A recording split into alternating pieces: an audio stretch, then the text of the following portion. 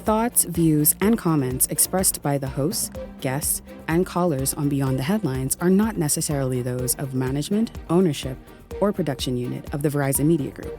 Beyond the Headlines is a production of ILTV Studios and cannot be reproduced or represented in part or entirety without express written permission of the Verizon Media Group.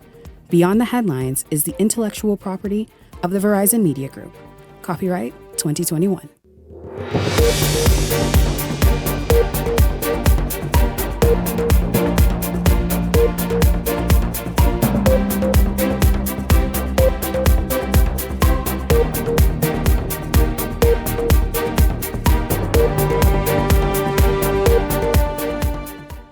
Coming up tonight, a murder-suicide in Montel Heights early Tuesday morning. We have the troubling details for you. Also tonight, Grand Bahama on edge. The Chamber of Commerce wants more clarity on the Grand Lucayan Resort and timeline.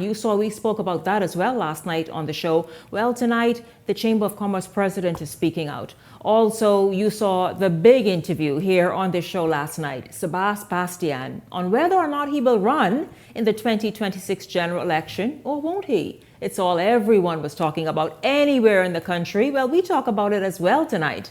It's all straight ahead for you this Independence Eve. This is Beyond the Headlines. Good evening. I'm Shanique Miller. It's great to have you along this evening.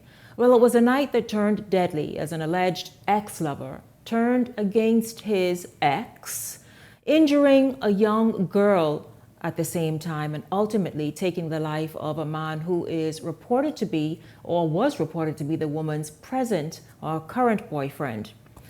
Then the man took his own life inches away from where it all played out. This incident left neighbors in shock and an activist in arms, saying that more needs to be done in order to protect both women and children. We get this story from Delana Roca and then come back and talk about it. It feels like almost like a norm, so it wasn't really a concern or anything, like or a reaction of what really take place. So, big deal. I wouldn't say we are accustomed there in the area, because actually when you look around, it's actually happening everywhere and anywhere. So it's not just because of the area that you in. The crime or the people that seems to be accustomed to it. You see what I'm saying? So it's like a norm everywhere we go. You see, no matter what area you in, it could happen to any one of us. The neighbor, speaking off camera, said the family was well liked and that the entire situation is shocking and heartbreaking. They noted that a young girl caught in the crossfire now lies in hospital, fighting to recover. It's sad. It's actually sad to hear like a young girl like her actually get caught up in a predicament like that. So it's sad to hear that. It's sad to hear that. And I wish she wasn't really in a predicament like that too. Candy Gibson, founder of Families of All Murder Victims, or FOAM, is calling for urgent action, not only in crime prevention, but in early mental health intervention. It's so sad that people can't handle their emotions or their anger issues, whatever the reason was, He deemed it that he need to come in a house and attack and even kill someone and then turn around and then cowardly take his life. At the end of the day, we don't take mental issues serious in our country.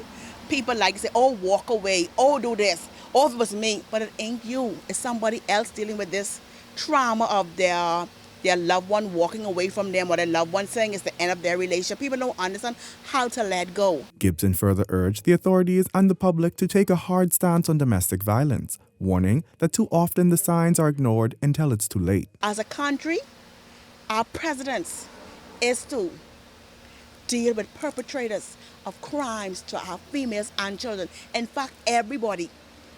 We need to set a more stronger stance now that we will no longer okay for persons to go around attacking, harming, and even taking the life of a female or a child. Nevertheless, nobody has the rights to die in our country. Gibson further urged the authorities and the public to take a hard stance on domestic violence, warning that too often the signs are ignored until it's too late. Of course, you all saw that it's just unfortunate what is happening in our nation. And it's not synonymous with the Bahamas. We know that. It's nothing new either, whether it's in this country or another country. But when people cannot accept that a relationship is over, or when they think it is the only way to resolve the relationship, or if they can't have that individual, nobody else can. And now tonight, a woman is injured, so is her young daughter, and the man that she was in a relationship with dead. And of course, the perpetrator, an ex-lover of hers, also dead, taking his own life.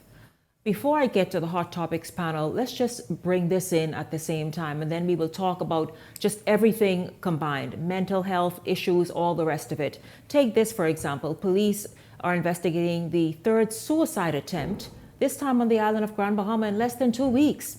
The incident involves a 25-year-old man who police say was spotted hanging by a concerned citizen on Silver Point Drive when they stepped in and called authorities. Police immediately responded to the scene and transported the man to the hospital for medical attention. Now, on June 26th, a man allegedly used a sharp object on his neck in an attempt to take his own life. And 2 days later, officers were called to a business address where an employee was reportedly found hanging from a tree. All men in the 3 separate incidents are said to be under medical care, and investigations are ongoing. Now, to say things are tight, of course, we saw that happen in Grand Bahama, the last incident I mentioned, the first incident with the murder-suicide here in New Providence on Tuesday. But it was just all very concerning. All, of course, bring attention once again to something that we have been giving attention to, mental health issues, the stress of where people find themselves. Why is it that men appear to be just more vulnerable nowadays when it comes to mental health and mental health issues? We're going to jump in right here and start our Independence Eve show on such a sober topic. Welcome to Beyond the Headlines, our contributors, Gabrielle McKenzie Aeneas and Ellington Ferguson. Good evening to both of you all. Happy Independence to both of you. Welcome to tonight's show. Good evening, Shanique, and good evening, Bahamas. Happy 52nd Independence on this eve. I know we're all excited to get to the festivities that have already started on Clifford Park, and I'm sure many of us will be joining you after the show wraps up tonight. Absolutely. Good evening, Shanique. Good evening, Bahamas. Certainly, once again, it's a pleasure to be here on this beautiful Independence Eve. Happy 52nd, Bahamas. It's good to be here. And you both, of course, we're looking forward to the celebrations, but I'll tell you where the Bahamas finds itself at 52 is the big question. We'll get more into that later on. But your thoughts about this murder-suicide in Montel Heights, an area that really has had its fair share of violence and violent crime for many years now. And then, of course, what I shared, 3 different incidents in Grand Bahama where men tried to take their lives. But let's just start with Montel Heights and what played out there on Tuesday morning. Shanique, this is another very unfortunate situation. Nobody can really look at this and say, well, in any sensible way, this should have done or that should have been done. Nobody knows this was happening. Only those persons who were involved would have known whether there was some kind of a conflict that needed to be addressed, or sometime even the victims are not aware to that level of a boiling point that this individual may have done something like that. And so people can look in hindsight and say, we need to do this, or somebody should have done this. But unfortunately, that is not the reality of the case. People are living on the edge in this country. You talk about mental illness. Men especially, we don't seek help, we don't seek care because it's a kind of a stigma to it. But all of us sometimes, we go through things in life and we have struggles and we have pressures on us. Either you need to find somebody that you can talk to, and this doesn't mean that anything bad is about you. It's just that mentally you need some time to release, and if you don't release it in a controlled manner, it will be released in a destructive way. And so yes, we all need to find either that counselor or that friend or that person that we can go to and just kind of talk about things, just relay what's going on with us, how we feel, okay? And unfortunately, you don't have this a lot with men. And so this person tends to take this course of action, whatever the inner workings or whatever happened there. most unfortunate, Shanika, and my heart goes out, my condolences to the family that are grieving this. And this brings stress on so many different families here, so many different people involved on both sides. And so this is very troubling in our nation. Think through thoroughly, Gabrielle, what they leave behind. The mess that, listen, it's a gaping hole. It takes forever to even get through it and to heal when something like this happens. My heart aches for that family right now and families throughout the Bahamas tonight. So firstly, I want to extend my condolences to everyone grieving. But this just seems like a deja vu happening here, right here in the capital. Because if we just think back to 3 years ago with Heavenly Terevis, the young girl, young mother, breastfeeding her newborn baby when her ex-boyfriend came in, shot her with the baby in her arm. With the baby at her breast, and then turned the gun on himself. And then if we even go back even a little bit further, I think about Nellie Mae Brown, Brown Cox, and all these. It happened in 2011, where he hacked her up, and then did he commit suicide? I believe he was arrested. He was arrested. Yeah. But it's so many instances. And then if we even look back, there was one through Wilson Track where the ex-boyfriend nailed the mother up along with the friend, and the 1-year-old baby lit the house on fire. So many instances. And it's coming to the point, when are we going to realize that mental health is serious and stop just paying it lip service? Invest the resources, put in the legislative agenda that we need to really push and move this thing forward. We're seeing too much instances and episodes of it playing out real time in society, and then we hear shoulda, coulda, woulda, more should have been done. Let's be real about it now. Who legislates mental health? Mental health is on the onus. Once it's diagnosed and recognized, it's up to the medical professional and the individual to go and pursue that and follow treatment. But I don't, the same way you don't legislate what happens in the bedroom between a man and a woman, or you should not, who legislates mental health? Mental health is when it's diagnosed and recognized, go and seek the proper health. Now, the thing is to destigmatize it. The thing is to remove the taboo-ness from it all, but go and take care of the people, not necessarily go and take care of it because you shouldn't take it on, but when you notice strange behaviors from people around you, quickly go report it, go and maybe hold their hands to go see a professional or that kind of thing. I mean, how many things are we going to say what the government doing? And I mean any government. I hate to hear Bahamians with that at 52. Jesus, at 52, aren't you a big grown man or woman? But Shanika, a lot of people don't recognize it, right? And you said it. The health professionals have definitely a duty and a role, but there has to be, sometime we have to push our people a little bit further to do more. That if you know that this person is a danger to themselves, listen, we can't just wait for them to call the crisis hotline. And I'm urging all Bahamians out there, if you know somebody is on the edge, listen, there are resources and tools out there. Get on the phone, pick up the phone, call the crisis center. There are professionals willing, capable, and able to assisting. But we have to do more as people, as our brothers and sisters keepers, to definitely push this forward. Well, one of the things about this, Shanique, is that you don't always see some of these signs. Not all the time. No, people hide it very well. But is it that we're not seeing it though, Ellington? These things are activated when certain things happen. They're triggered. In the relationship, it's triggered off. They're triggered. And I don't think that, you know. Let him finish point and then let's is, I think we need to make it accessible and to make it normal, make it acceptable. as you alluded to, mental health sessions. That people, even if Listen to me. Dr. Allen, for example, has a free group therapy session. And I know in the Bahamas, we ain't want nobody know our business because you're all dropsy and you all could just do this. Yeah. However, what I'm saying is if you desire the help, you will go and seek it, whether you pay for it or whether it's free. I imagine, as you said, the Crisis Center also have free sessions. There are pastors. Choose wisely which ones you think you go into because they could talk as well. What I'm saying though, and you're right, it's not easily identified because someone can be depressed or have extreme anxiety or whatever it may be, and you may not even be able to identify that.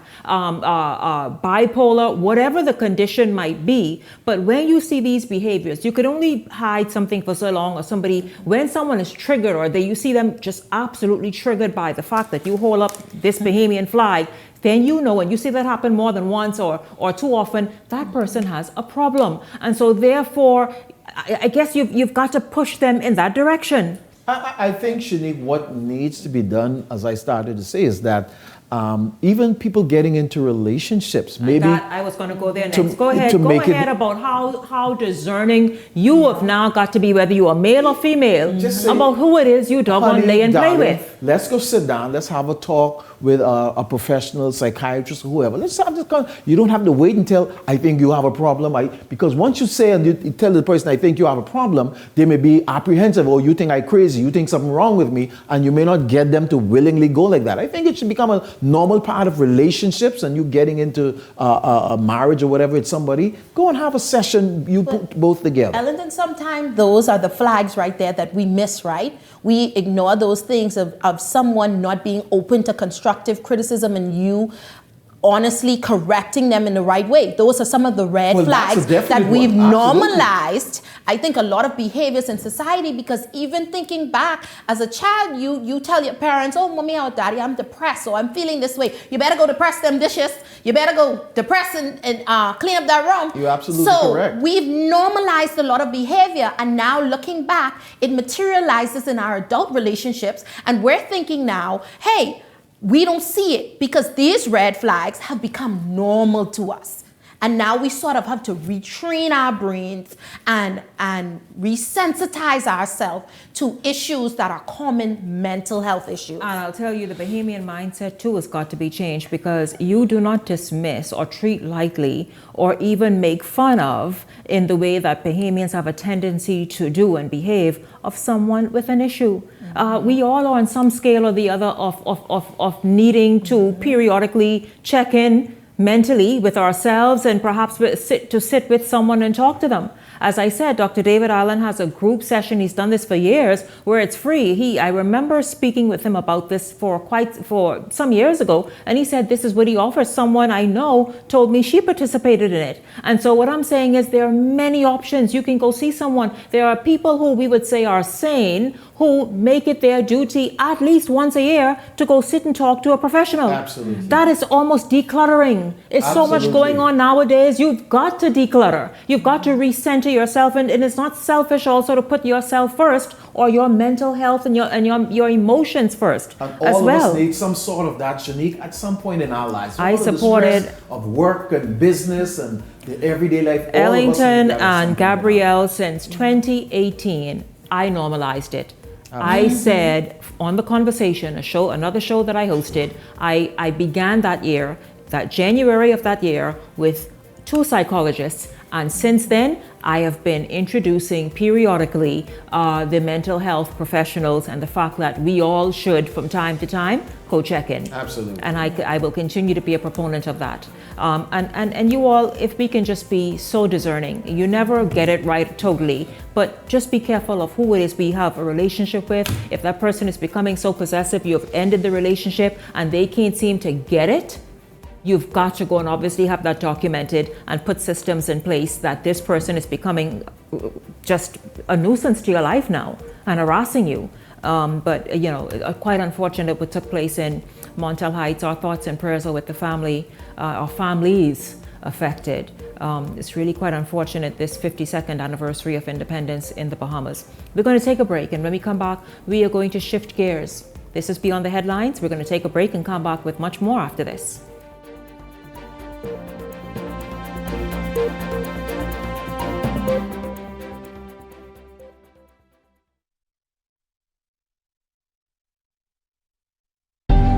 Cancer Treatment Centers of America is now City of Hope, creating one of the leading cancer care and research networks from coast to coast, providing more of what you need.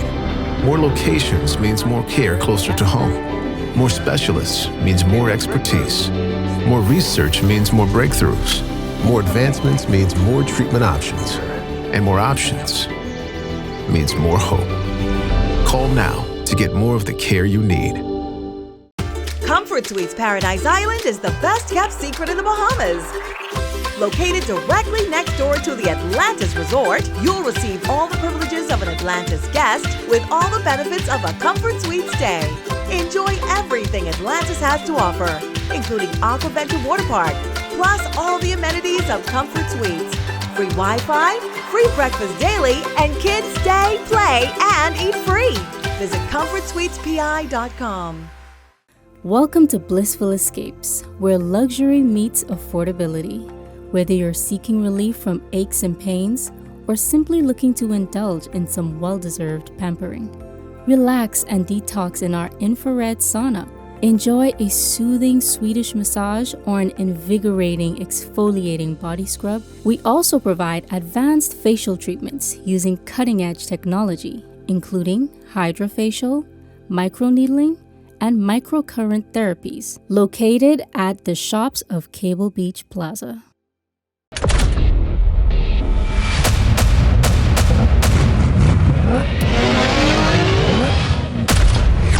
Win a brand new 2026 GAC MPOW every week for 5 weeks. Every 10 reward points earns you 1 digital entry. The more entries you gain, the better your chances to win.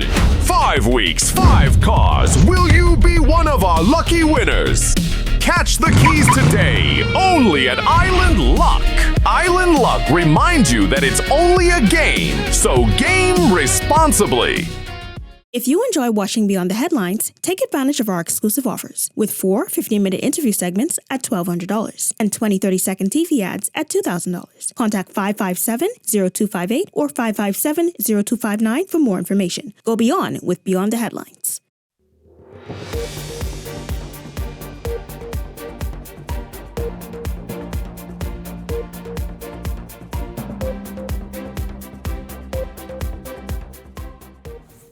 Welcome back to Beyond the Headlines. Again, if you are just joining us, happy 52nd anniversary Bahamas. It is Independence Eve. I know many of you are headed to Cliff. Please don't tell me you're there yet, because you've got to be watching tonight's show. Don't listen to me. Let's just agree with this, right? But hey, happy 52nd Bahamas. Let's move along very, very quickly. Now, before we get really into our little political segment, I want to, last evening on the show, and in fact, it was Monday night on the show, I had a panel of men talking about the political landscape during that time. This is Monday's show. The guest from Freeport, Grand Bahama, said that, listen, the Grand Bahamian people are very nervous about the timeline, the process, what's going on with the Grand Lucayan Resort, the sale, the closure of it, as they have stopped taking reservations, what their jobs and all the rest of it. Now, I have my own thoughts about it, but I'll quickly let the panelists weigh in, and if I see I could squeeze in a thought somewhere, I will as well. But Gabrielle and Ellington, your thoughts about how Grand Bahama is now responding to saying, listen, we saw the heads of agreement. We all were happy and we applauded. We still are happy and applauding, but what next? Shanique and Ellington, I am not by far surprised. I think a lot of times we like to cut ribbons, we like to throw nice parties, and we put the horse before the carriage, or the carriage before the horse, however the saying goes, and we fall short on deliverables. I think this is something that Bahamians have been asking for. We need to see the details of that heads of agreement, because the proof is in the pudding. If we could see the details, we'd know that, okay, this isn't a project that's going to be on screen until about 4 years from now. This is where the foundation level is going to be. This is when we're going to be up to bell course. This is where we're going to put the roof on. I think we love to throw big fancy parties, spend lots of money inviting people in, taking pictures, and then we're left with nothing in our hand but a good memory and a good hangover from the party. Shanique, initially at the signing in, I had no immediate concern as it relates to a timeline. The reason why I had no concern because they demonstrated that, boom, they bring tractor on site, we're pushing down. As time have lapsed, however, I developed that concern because everything came to a standstill. You developed a concern? Yes, because everything came to a standstill. We don't have a timeline, so we don't know nothing. Well, so that becomes now, for the people of Grand Bahama, just a show. The people of Grand Bahama didn't need just a show. Is this work going to happen now? Is this some futuristic thing that you have presented us with, which is not what Grand Bahama need? The Deputy Prime Minister said that they was not going to make no announcement until things have concrete and they were sure. Is this sure? Is work going to start before the next general election? It's the money in the bank. It's the 120 he million in the said money is in the bank. When is work due to start? Because don't forget now, Grand Bahama is not necessarily about the announcement. It's about bringing relief to Grand Bahama. It's about the work. Now, is this the relief that Grand Bahama looked for? It is the relief, but I'll when? tell you what's happening, and this is what they want to know when. But here's what has them nervous right now, and this is where I say Grand Bahamians, we'll get to this mindset in the next segment after 52 years, or at 52 years old. But they are saying, listen, hold up, the people are nervous because they stopped taking reservations, meaning they're trying to close this hotel to obviously, it appears, begin work. Now, the president of the Grand Bahama Chamber of Commerce was to have joined me this evening. He's pushed that off to later in the week because I imagine there's a lot of meetings and stuff happening as a result of Monday's show and the questions and whatnot put out there. I imagine that's what that is, because he said he would have more information and be in a better position to discuss later this week. So that's great. I give that to him. The people are nervous though because they are told they have stopped taking reservations. My thing is this: there's no major construction that's undertaken and happens where there's insurances and all this stuff at play with people walking about and working. Who's going to bring the customers to their businesses in the middle of a construction site? So let them close, see what's going on. With that said though, the people should be informed periodically along the way. That's my point. When you go quiet, you give them an opportunity to be very creative. And one thing, listen, Bahamians ain't gonna create nothing else but their imagination and talk about that. I think this is one thing, Shanique, though, that you have to give it to the opposition on this. They've been asking for the information from the very get-go, from the inception of this. They said, listen, y'all having this party, y'all doing all this. We are happy. We want relief for Grand Bahamians. But we also want to know, is this going to require jobs lost temporarily? And how long? How long will people have to pivot, find something else to do before they can have permanent relief? People need to know. You cannot plant your corn and ain't sure if you could get an ounce of water or rain for them to grow. And that's all that Grand Bahamians is saying. And they're deserving of that answer. I want to say this though, in the third segment, we will get into this. We have to move on because we have so much more to get to as we continue moving on. Grand Bahamians, and I've discussed it with many of them because they are huge watchers of the show, and I'm grateful to all of you. Thank you for tuning in. I also try to present a platform where your views and opinions and thoughts and observations and concerns can be addressed. But also, as far as I get it, and many of you say it to me and admit it, there's a lot going on in Grand Bahama. Tap into those things until this major resort is done. At the same time, of course, hold accountable the people that must be held accountable. The Minister of Grand Bahama should be speaking to you all, and whoever else it is that must be speaking to you all should be speaking to you all and on a regular basis to keep you all informed. Now again, later this week, I am waiting and anticipating speaking with the Chamber of Commerce President Dylan Knowles of Grand Bahama to see what it is that he has come up with or has been told to him since Monday evening to when we speak later in the week. Let's move on quickly. You all saw the nation's eyes were glued to this show last evening. Everybody was talking. Monday they talked. Tuesday they talked. 8 o'clock Tuesday night, they were in front of their television. Sabas Bastian. He is somebody, just Sabas he's known by, quite frankly. But they wanted to know, will he run? Won't he run?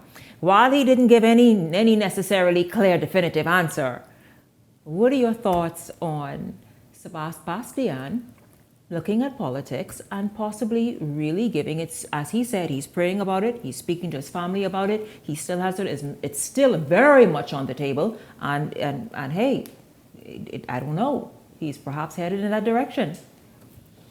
I think we've seen a lot from one of our favorite businessmen of today. He definitely has planted a lot of seeds and watered a lot of upcoming entrepreneurs, and a lot of people have to be very, very grateful to him for the opportunities that he's presented, especially through the OWN Foundation. So I definitely applaud and commend Mr. Bastian for all his efforts, even with his foundation, his Island Luck Cares Foundation, and giving back to the community and the society. We've seen he's been very active in community service and work. Mm-hmm. So him turning an eye on politics doesn't surprise me at all. Mm-hmm. This seems like him wanting to serve on a deeper level, to be more impactful. I followed a lot of his posts on social media with him sort of really getting into the day-to-day of what's happening and being more in tune with the Bahamas. And I think the biggest way to affect change is to be on the stage with the policy makers, to sort of be a part of that transformation that you want to see. So I wouldn't be surprised if he does throw his hat in the ring in this upcoming election. Now, what seat? I mean, there are rumors, there are rumblings. Which political party? The rumblings. Rumors and rumblings. But we wouldn't get into that because he really has not disclosed that information. He's obviously praying on it and talking about it. But of course, we're going to wish Mr. Bastian all the best in whatever he does, because I truly believe that he does have a heart for the people. And if he continues to move forward with that, the Holy Spirit will lead him in the right direction, wherever that direction takes him. Sabas is one of the young, innovative minds of this country. And if you look at how he operates in his own foundations and all of the things he's doing, all of the philanthropic things that he does, if he aspired to go into politics and serve in any meaningful way, and he take that kind of attitude into governance, that will be a different level of representation. You would see a whole transformation of the way we do governance in the Bahamas if he is allowed to take those things. If he end up in any real leadership in government, I think we'll see a new Bahamas. We'll see the Bahamas begin to transform into something else, how we do governance and how we do things. You'll see a greater level of national development, of entrepreneurship, a real push, because Sabas has demonstrated a heart for developing young entrepreneurs, even not being the government, just from his own small organization. And I think I'd love to see a young man with innovative thinkers who push things and make things happen. I'd like to see that type of people in government. Yeah, quite interesting. Of course, we will continue to watch and see how that plays out now. Now, lady and gentlemen, this one here is no surprise. Let's move forward, guys. Listen, I can tell you who ain't playing and who we know is in politics and is running, and where he is running. How? We're not quite sure as yet. But listen, at the weekend, Dr. Minnis invited students from across New Providence, get this, not just Kalani, across New Providence for a meetup on the beach in its constituency. It was for a day of fun, inspiration, motivation. You all see the pictures. Minnis even was racing with them, y'all. He raced with them. He took pictures. And get this, now while doing all of those fun things, what he really did was he spoke with the students to inspire them to continue going after what they interpret is the Bahamian dream, to be determined and never give up on their determination, and just to dream big and to go after whatever it is that they desire, to think big about what they can become, and obviously, again, to fulfill their dreams. There, another photo, Dr. Minnis, I'm racing. I want to know who gave Dr. Minnis this new vigor, this new energy, this new mandate, you must admit, there's a different Hubert Alexander Minnis we are seeing than even when he was Prime Minister. Shanique, that right there is very prime ministerial, what you see coming from Dr. Hubert Minnis. And again, I always tell people, you got to look and you got to give former Prime Minister Minnis the benefit of the doubt of what he encountered during basically the entire of his tenure as Prime Minister. You're getting to see some innovative things, some things that are in Minnis. This is Minnis. This is the type person Minnis is. And Minnis did not do everything that we all like in his last administration, but we're getting to see the real Minnis. We're getting to see the person without all of that drama of a pandemic, of a major hurricane that basically this whole region have none of us have seen in our lifetime and probably will never see. So it's very prime ministerial. We absolutely pray. Minister obviously has some stuff in his Unfortunately, mind. he didn't get to do those things when he was prime minister. I think that ship has sailed. In that regards, I really, however, would just like him to say what he's going to do. I think it's a lot of show, but what are you going to do? When are you going to do it? Every now and again, he pokes his head back up just to give us a little teaser. But pretty much my Minnis comments right now, I have nothing else to say until he tells us what he is going to do. But does he owe you or anybody else? I mean, Dr. Minnis still wants to run. He's just doing good.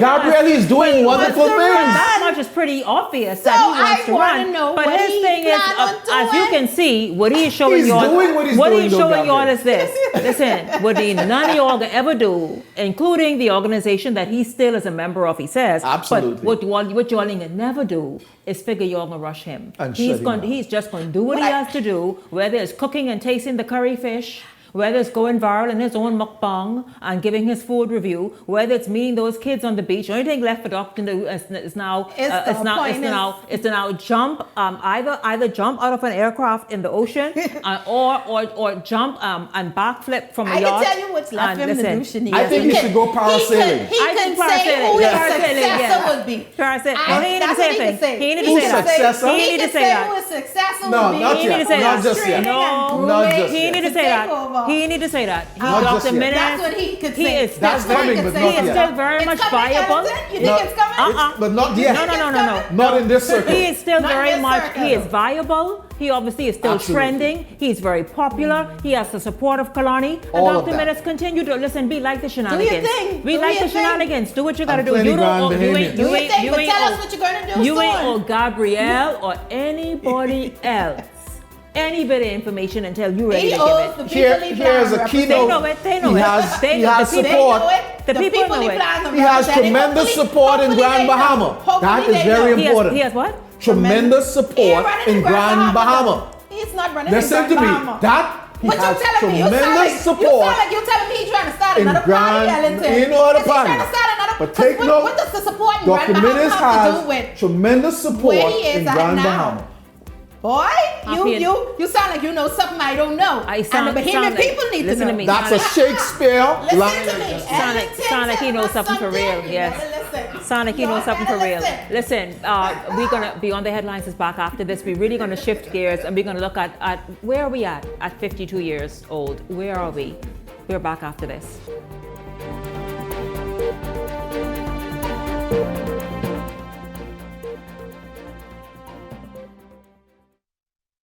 After I was in a plane crash in June 1983, I lost my left arm. I had some good friends came along, fishing guides. They said, man, we can teach you to fly fish. Exumo. Can you see? Look at it, man. One of the nicest places you want to be in the world. There were challenges learning to cast, learning to put a fly on a leader, learning to tie the different knots for me as a handicapped individual. As a matter of fact, I don't really feel handicapped because I could do everything, man. Anything anybody could do, I think I could do it too. Because with your mindset to do anything, no matter what you are, what you look like, what's happening to you, you can do it. Persons in our positions, it's hard to get fundings and very, very expensive. SBDC would be helpful in regards to help funding people with disabilities. So nothing is impossible if you're disabled, any kind of disability. Put faith in God and trust God, believe you will overcome.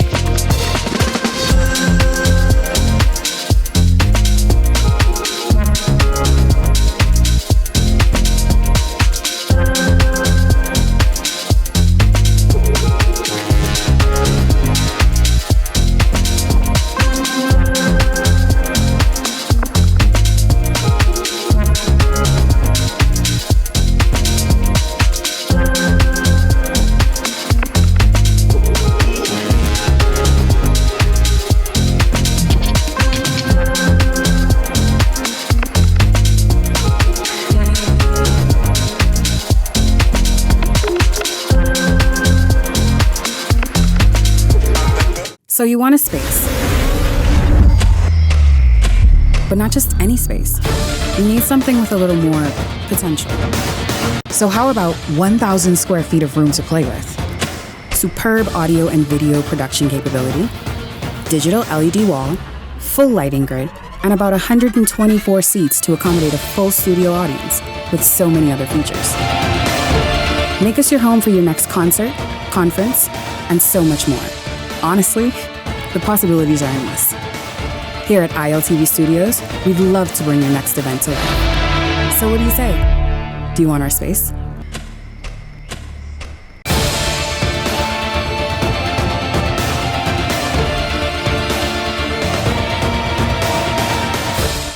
If you enjoy watching Beyond the Headlines, take advantage of our exclusive offers with 4 15-minute interview segments at $1,200 and 20 30-second TV ads at $2,000. Contact 557-0258 or 557-0259 for more information. Go beyond with Beyond the Headlines.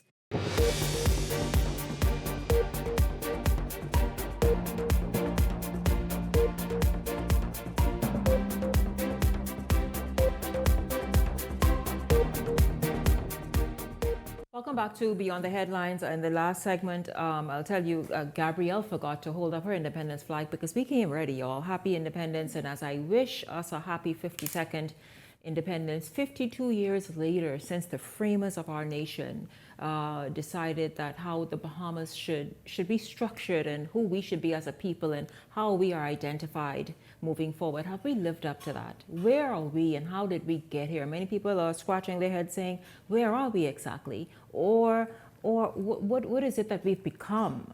Well, we're going to get into that this evening. Welcome back to this segment. Of course, this is the Independence segment.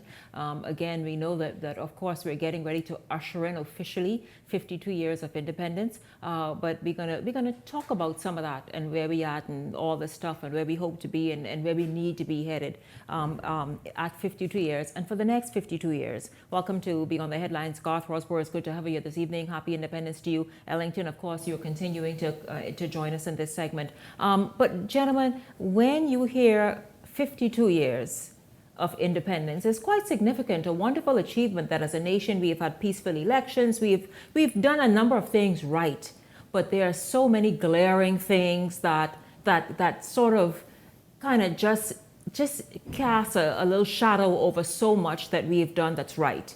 Your thoughts about where we find ourselves at 52? Shanique, at 52 years old, like you said, quite rightly, we've done a lot. We've developed. We've had some level of development. Some things have happened for us. A lot of it is basic because of our position globally, geographically, where we are, with our neighbors to the north, with all of that's going on. So a lot of that we benefited from. I think at this juncture in our development, we need to take a more focused look at, like you said, where we are. And I think we need to begin to look at where are we headed? What kind of Bahamas we want to build? No, not just every 5 years and an administration come in and we decide that we're going to build a new school or we're going to build about 40 houses or no. What are we doing as a nation? We have all of these islands and keys that make up the Commonwealth of the Bahamas. What is real national development is going to look like? What about our people? How are we developing the people of this nation? What are the skills that we need to develop this nation? You talk about giving people our scholarships and all of this. What are we sending them away to learn? What skills do we need to develop this nation? We talk about a national development plan that was begun under the Christie administration. That was something that was done with a bipartisan political group from across political lines. That seems to have been shelved. I don't see the former government didn't really do anything about it. This present administration is not doing. I think we need to have a national development plan that all administration that comes to office knows this is where we headed, this is where we're working on. How you spend money on it or how you shape it as you go, fine. But all of us know this is where we go. We talk in our national anthem about a loftier goal that we all working and striving towards. That needs to be the vision. It needs to be the Bahamian dream of every Bahamian as we seek to build this Bahamas. And building the Bahamas must mean more than this automatic thing, that this on autopilot thing. Okay, this thing where we focus on New Providence and Grand Bahama, Eleuthera, Abaco, the whole from the south, Acklins, Crooked Island, Ragged Island, Megwater, all of these islands must be incorporated into this national development scheme, into this whole idea of where we're headed as we build this nation. I must say tonight, it may be just even a bit embarrassing, Shanique Miller and Ellington, Ferguson, and those who are listening tonight, happy independence to you. Thank you for joining us once again. Why I may be a bit embarrassed is because I do recognize that there are three colors in the Bahamian flag. I'm not really certain if the white symbolizes anything other than they say the sun and the sand. It may just simply mean purity, but there is some white in the Bahamian flag. Well, here it is. Let me hold it up. Justin, pull it up. Yeah, there it is. There you go. Where? And so there's no why? That's not a part of the flag. So what do you mean there's no white? That is not a part of the flag. Let me hear it. No white. Let me hear it. Go ahead. Can you continue? But shouldn't there be white? Shouldn't there be a thread of white somewhere? No, because you all are assuming that the black is referring to the people, the color of the people, and it's not that. What is the black? Black refers to the strength of us as a people. So the black is not representative of the majority of the population. No, it does not. It doesn't. Go ahead, Garth. Let me reiterate what I just said. I said, I'm embarrassed to say I'm not certain as to why the white is there. It's not going to be any other color. We continuously, consistently produce the flag with the white on the pole. It's there. We're not blind. It's just like a lining it's 2000. to sew it on. Mr. Ferguson, I don't care what you say. You did not design the flag. You were not there to authorize this flag. And from 1973 to this particular point, the white is still there. I want somebody to explain to us here on Beyond the Headlines and here in the Bahamas, so that if I'm asked by the international community why the white is there, I would like to say it doesn't mean surrender. It doesn't mean purity. It means may peace. simply It symbolic. means peace. It may be peace. It may be the white sign. You want somebody, but just not me. Listen to me. Well, Garth, okay, let's take this deeper. All fun and jokes aside. Can I move on? What would you tell someone the white represents then? I would just say pure intention. That would be for me. Hold on, what did white represent? Purity. I'll just say purity. Of pure intention. But it may be white sand. I'm just simply saying. No, it's not a part as a part of our growth, I want someone just simply But you see, I'll tell you though, there's a misinterpretation white. of this flag. Let's look at it right here. Of course, we know this ain't a blue because it's aquamarine. It's more closer to this here that I'm wearing. But still, blue, right? There's the blue, which is what, our waters? Mm-hmm. The yellow, the gold, which is our sun. And natural resources, yes. And natural resources. Mm-hmm. You are saying this black never said, oh, we the black people of the Bahamas. This is the strength of a people who, I guess, fought for independence, took the majority rule, all the rest of it. You are saying that's what this is. Speak to our strength. And what does the white mean? This white is obviously to pull it all together. Now, is that symbolic of where the Bahamas truly stands, that the white pulls it all together? See. And so I start there only for the conversation for 52 years of independence, because we now need to take a more mature look at our country. We must take a mature look, Garth, because I want to say this 1 second, Garth, before you continue. This is a Bahamas made up of a kaleidoscope of us. Yeah, there is white, brown, black, mulatto, whatever there are many of us here. Even us who say we are black, we come in different shades. And it's time for us, because many of us, and I'm generalizing this us because I hold a belief that is certainly not in any which way racist. But what I am saying though, there are many of us who hold somehow that they must stay over there in their corner because the majority of us are here.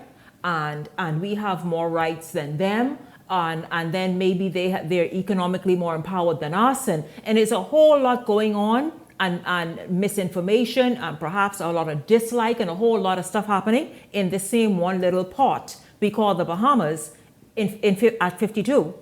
And Shanique, you and Garth introduce a whole new dynamic when we talk about national development and those that are here. Not only in white and black, we have other nationalities that join us here to build this country.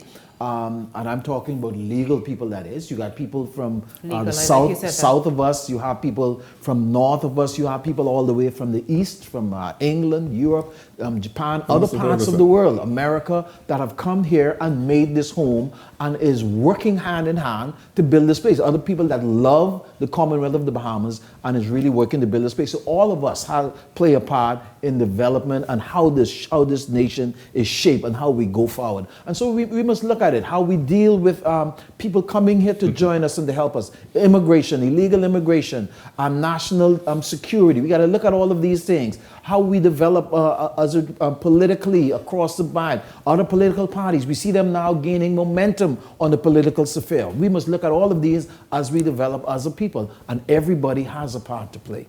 Well, if I can, I appreciate that commentary, and if I may just continue my thought. Because I did that very purposely to simply distract you, to show you how easily distracted we are when it comes to independence. See, if we're truly to look at independence from 1973, just how we had the three colors symbolized, we have been prostituted by way of our own nature to three separate nations. Are we a part of Great Britain still with the Westminster system that is very strong in our House of Assembly?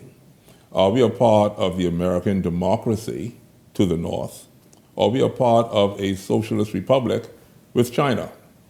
We cannot continue to meander between the three nations and say that we are going to progress. What we have simply done is we've been opportunists, and you know the price of being an opportunist. The price of being an opportunist is that you are setting yourself up to be utilized by any and anyone that has the resources to purchase you. But God, that is what we've done. We identify as all three of those things you mentioned. We are Westminster when it suits us, because after all, we are British. And we are not Americans because, after all, we speak the Queen's English, well, now the King. But we are happy in that regard. But then we switch and we become North Americans because it suits us at certain times. Or Chinese to be more. infrastructure. I didn't go there yet. Because it suits us many times to tap into North America. Because there are many benefits and that come with that. Then, as you said, we also, I say we don't switch to the Chinese, but we welcome that element as well, because of course the Chinese, we see their footprint throughout this region, including this nation right here. And so you are saying that we have got to clearly identify who we are, but how do we do that truly in a global village that has imprinted itself here in this one nation? If I can make it more clear to those that are listening tonight, I'll put it to you this way. Here's the issue that we've had on this particular show, speaking about crime and violence, suicides, and the such. Just spoke about it just a while ago. How do you address that when you have a Westminster system through the Privy Council that says to you, you cannot hang? How can you deal with such a situation when in North America they execute by lethal injection or by the electric chair? How do you deal with such a situation when in the socialist republics they take a gun and they shoot you for the crime that you committed? Which one do you prefer? But everyone is telling you that you do not have a right to go ahead and discipline your people according to the crimes that they commit. 52 years, I happen to be, Shanique Miller, 56 years of age. At age 52, I had to make some hard decisions. Hard decisions said that if God promised me 70, that would have meant that I had 18 years remaining. With 18 years remaining, I have to know who I am and what I am about. This is where the Bahamas is now at age 52. Our politicians, our preachers, our educators, our nurses, and all sundry need to understand one thing.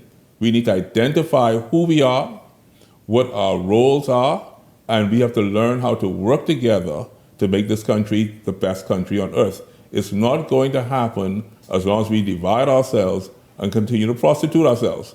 One of those elements, I may say before I allow you to speak once again, is religion. You allowing me to do it? Well, when I say that to you, I know it's going to prick your attention. When I say allow, because I know I'm going to get a reaction. Your religion, Shanique Miller, is basically Jewish. It's from Judaism. It's from an ancient culture. And we speak in Jewish terms, Yahweh, Elohim, El Shaddai. We can speak in the Hebrew, Hini Matova Manayim Sherita Kingdom Yakad. We can do these things, Avelu Shalom Aleichem. We can speak in these terms. But where is the God of the Bahamas? Do we lift up the God of the Bahamas? Who is the God, Garth? Let me take control. Let me take the reins now. Take the reins. Yeah. Who is the God of the Bahamas? Since you bring such a heavy discussion to 52, who is the God of the Bahamas? Because I want to get to. So you went there, and that's fine. Perhaps that's necessary as a foundational start. We're a Christian nation. But far from it. Many of us are, but still far from it. What I want to know, because I want to get to where we are. Yes. We are an inspired, unambitious. I like it. Absolutely don't want to go nowhere, but entitled to every single thing. Preach. Detest hard work. Yes. And this is largely speaking, of course. Mm-hmm. Want something for nothing. Want to be spoon-fed nation. Mm-hmm. When did we, of everything, you find you brought 3 nations and 3 different mindsets and style of governance to this conversation, to this segment this evening. Yet they are such hard workers and they are aspiring till one nation funds the rest of the world. The other nation is the leader of the world. Yes. The Britain is the mother nation. Yes. What have we learned from any of them to say we are Bahamians? We are proud. We have taken our hard work, our commitment, our dedication, and all the rest that we came up through the years with. And today we find ourselves failing school, failing GPAs, having to import workers for construction sites, and having to do so much because Bahamians have decided somehow that they want the Bahamian dream, but for nothing, and they don't have to put in the work. Well, Ellington, if I may just say quickly too, we have opened ourselves even recently at the beginning of this administration to even Dubai. Who is the God of Dubai? Is it your God or is it Dubai's God? And then your culture says to me that you've opened yourself up to Jamaica, another island nation, so you like reggae music and you like rap from America. You like everything else but John Canoe. You've taken your own John Canoe. But Garth, and you are meandering and going around in too many ways. You've got to now bring this here. And this is why I asked the question based on everything you said. Listening. I just put it in one lump sum. Mm-hmm. All of that you said, yes, that says to me the question I just asked. Go ahead, Ed. Why have we become such an uninspired nation? We'd prefer to complain and about everything else, but we take the reggae and we could dance and lick it off and whatever, but that one reggae song you hear is global on social media. It's making millions for Jamaica and the artist, but where our artists are. Our music is seen as something that you greet them by the airport and is sort of it belongs on the resorts, but is it going global? Mm-hmm. Is it making an impact across the world and across the internet? Is it? I think, Shanique and God, this is something where we've got to look at the leadership and the direction that we tend to take our country. And leadership must come into play here. We need to look at what's going on with our people. You all spoke to how people being lazy, then you talk about how people work hard in America.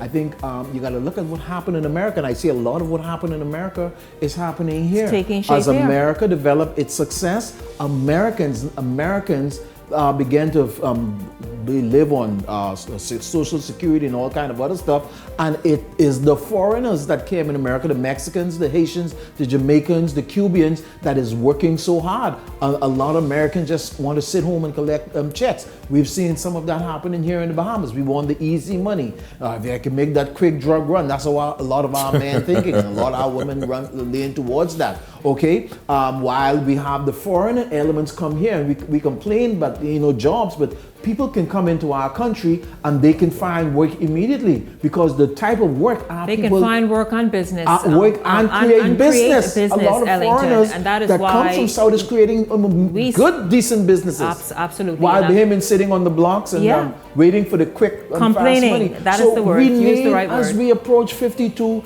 to sit down and recalibrate.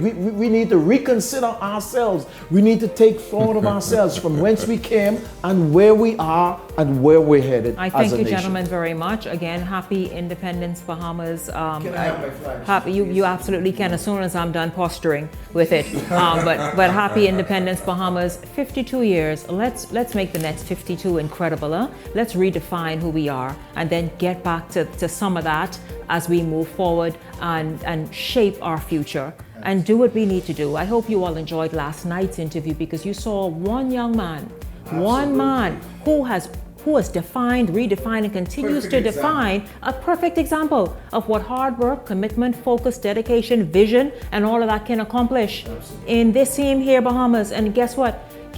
Success, or Bahamian interpretation of success, is not synonymous to that individual. It can be anyone's story. Let's start doing more at year 52 and beyond. I thank you all so much. Again, happy Independence to my wonderful team. Happy Independence to all of you. Of course, to tonight's guests. Thank you very, very much, Gabrielle and Ellington, and of course, Garth. Thank you as well. And again, thank all of you for tuning in. Look forward to seeing you right back here after Independence. That's on Friday. Until then, I'm Shanique Miller. Have a blessed evening and happy Independence once again.